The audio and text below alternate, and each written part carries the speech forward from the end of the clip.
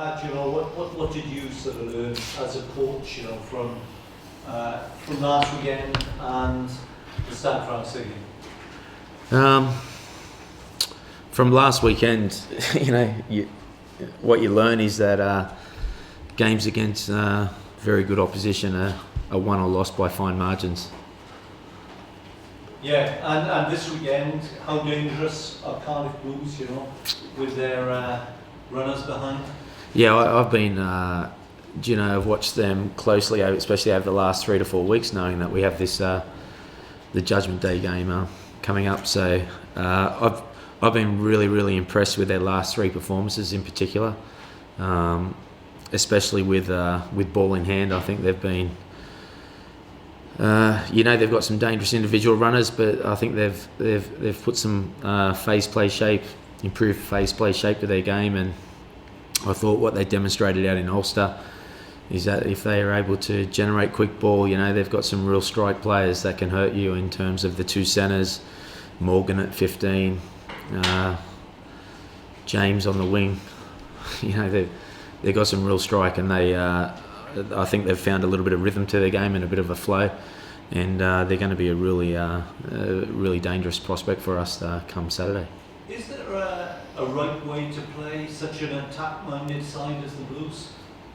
For instance, do you take them on at their own game, or do you play a bit more tactically? Well, I think every team's got their own sort of DNA about the way they play the game, and I think for us, I think we showed, especially against Leinster, that we have a type of game that works for us for the majority of the time, and we need just to be better in some critical moments of the game. So we'll play the way we play, and focus on our performance first and foremost, whilst respecting the strengths and weaknesses or the strengths of the opposition. And I'd like to think that we've got a pretty good understanding of their strengths, and we're going to have to be on top of our game without the ball if we're going to come away with the result. So for us, it's about focusing on ourselves, but like I said, fully respecting the opposition, which we do. I guess it's vital to shackle the 2 centres. They're good players, they've got their powerful runners. They come onto the ball well. They're getting the ball with a bit of momentum at the moment and speed of ball, which the opposition, the Cardiff forwards, are generating for them. So, I don't think it's just about them. I think what the 9 or 10 are doing for them at the moment is pretty good, and they do definitely come alive when they've got ball in hand. So, they've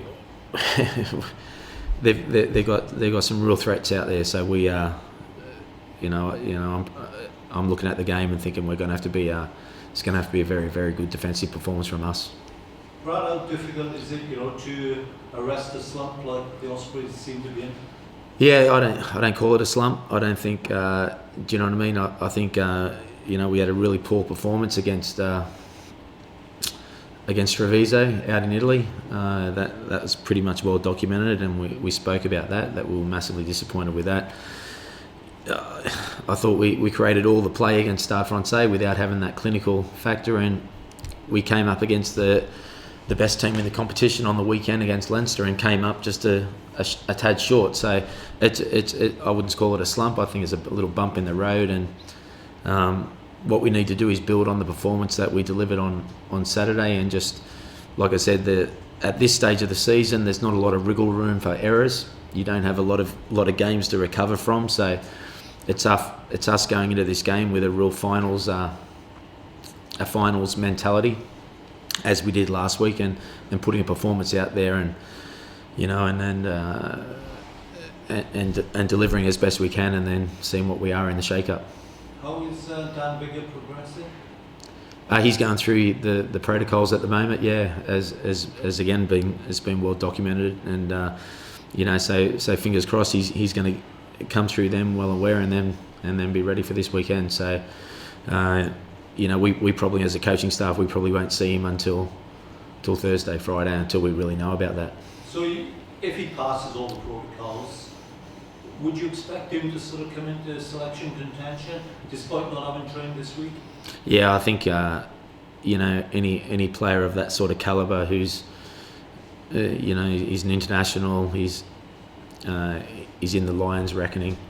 I think a player of that calibre at this stage of the year. If you'd asked me at the start of the season, you'd probably thinking about maybe not having that need, because you've got a few games in hand in terms of what you need to do for the season. But at this stage of the season, he definitely comes back in the reckoning, and he'll be in our thoughts. Do you see him making the line squad? I don't know.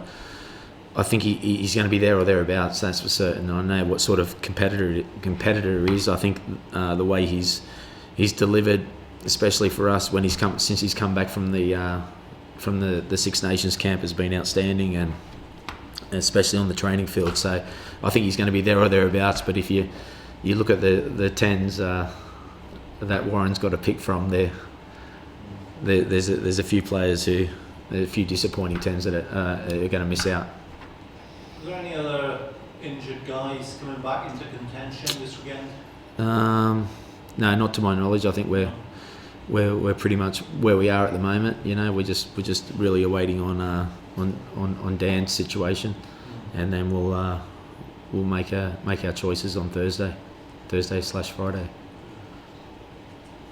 You mentioned whatever blip, bump in the road. It just happens that it's this time of the season, and there isn't much margin for error now. Yeah. And it starts with the Blues, and it's a pretty tough running then from there on in. Yeah, if being brutally honest, I think if we'd gone back a week before, we could have said it's a tough run in from then.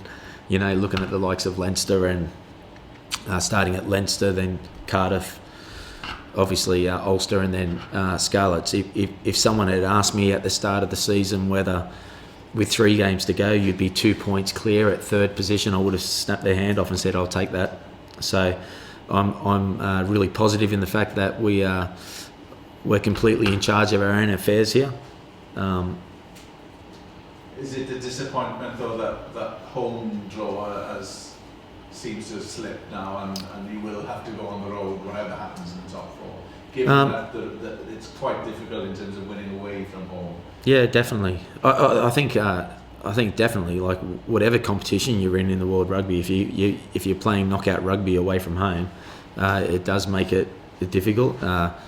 It makes it that much tougher to try to progress. I think with our squad, the thing is that familiarity of going out to places, like if we think Leinster and Munster are going to be the top 2, they're not strange environments for this group of people and the group of players at our club to go and visit, and it's just about putting a performance. But that's getting too far down the track. I think there's going to be a few more little permutations that are going to happen between now and then, and if you look at the fixture list, and there's not going to be all smooth sailing for those top 2 teams either, but all we can really focus on is what we do, and that's to try and really improve on what I thought was a really positive performance against Leinster, albeit we just come up a tad short, and arguably with one kick at the in the 81st minute you have the 4 points. But these are the margins now at this time of the season that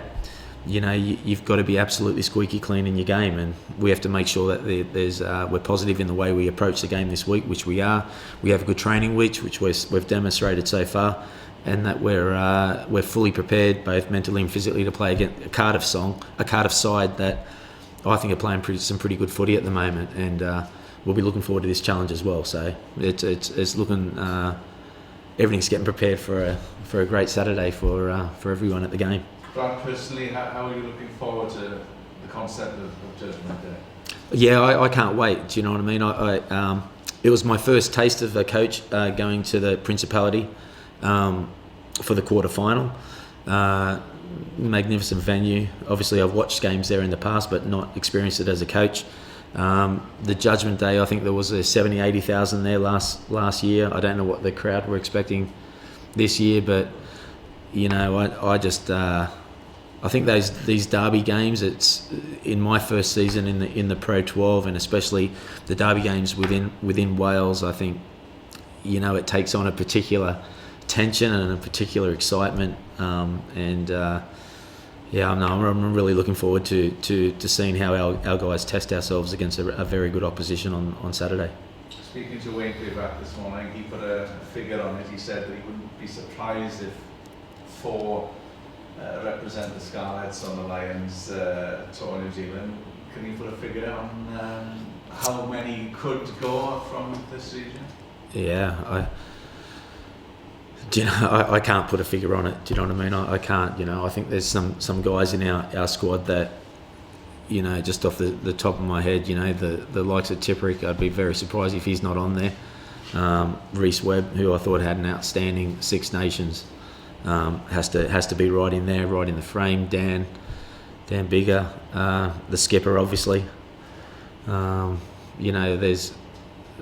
think there's another couple in there. Do you know what I mean? That should be in the reckoning. So I think, I'd love for us to have a representation, a strong representation into the Lions, because I think that will have a very strong reflection of what we have here at the Ospreys. And that's further down the track. That's speculation. They're going to have to pick a side that's going to, first of all, a side that's going to combine really well to be able to get the job done out in New Zealand. My focus solely is coming this Saturday. But interesting, there's a subplot that is a subplot this weekend for some of the players, possibly in terms of Lions or Wales. Yeah, it is. I'd be very surprised if a performance at this stage of the year would swing the selectors who are picking the British and Irish Lions. I would imagine that they've got a pretty strong understanding of what players are going. And I think one good performance at this stage of the year, or one maybe not so good performance, I would hate to think that would rule someone out or rule someone in at this stage. I think Warren would have a pretty good feel about what players can deliver at the highest level, and he'll have a pretty good understanding of that prior.